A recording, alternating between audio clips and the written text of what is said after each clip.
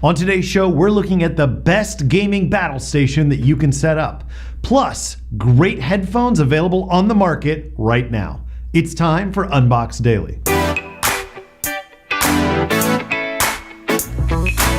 Welcome to Unboxed Daily. I'm your host, Jason. As always, a pleasure to see your shining faces.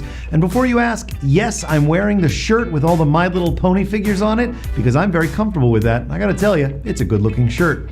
Any thoughts or questions about today's show? Leave me a comment or tweet at us at GetUnboxed. On Unboxed Daily, we like to feature great gaming and home desk setups. Except, of course, we really can't call it a gaming setup, more of a battle station.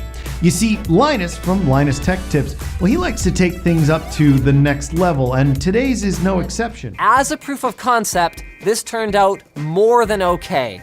We put together a simple plan for how pretty much anyone can set up a giant, comfortable custom desk for just a few $100, and we have a badass new addition to our new set. Not to mention our selection of off-hours leisure activities here at the office. Now, some of you may say it's extreme to use a projector in that way. I say it's only the beginning. I don't know what the beginning it is. I mean, I don't know what, but it's the beginning of something.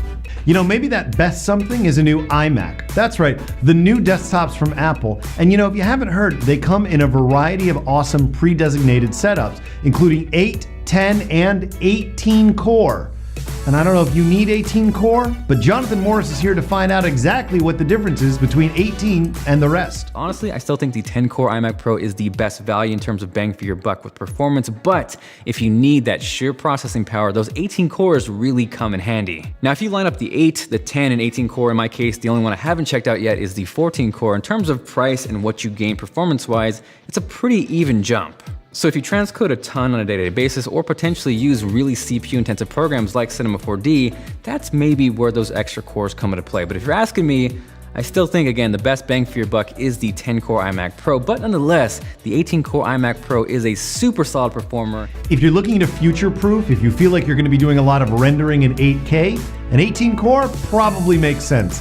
If you're like the rest of us mere mortals, the lower end systems are gonna do just fine, and you're frankly still gonna have a way overpowered system for virtually any other need.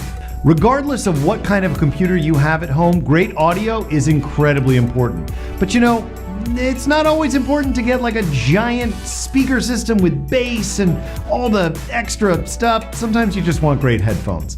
And here to give you what he thinks are some of the best headphones available on the market right now is Lou from Unboxed Therapy. Okay, because it's how the headphones turn on. Never mind a switch, you just fold them out and flip them like this, like you're gonna wear them. And then a little voice comes on, power on. I mean, how genius is that? Simple, you never forget to turn them off. We have a hardware control for the amount of noise cancellation from 0 all the way to 1, and then 50% in the middle. Also, an effects button. Depending on what you're listening to, you can press this guy here and switch the way that the headphones perform. One of the cool things about these Sennheisers that a lot of modern noise canceling headphones have, adaptive noise cancellation.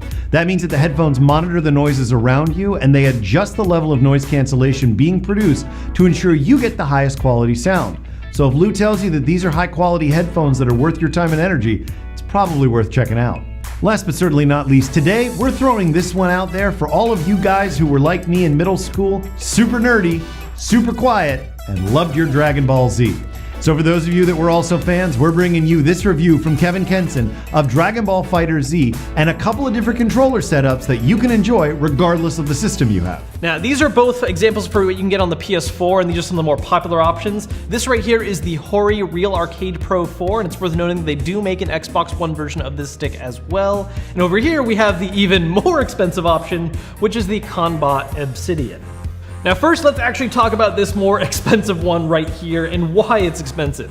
So the main reason for the pricing on this one is that this makes use of what are called Sanwa Denshi buttons and sticks, which, if you haven't heard of them before, that's basically the industry standard for arcade systems. That's like the serious buttons that you'll see at actual arcade setups. And it's basically the go-to for a lot of the pro players. Personally, I like the setup that allows me to button mash the most, because honestly, who's gonna bother to learn moves these days? I'm just gonna hit it repeatedly until I win, or break it, I guess.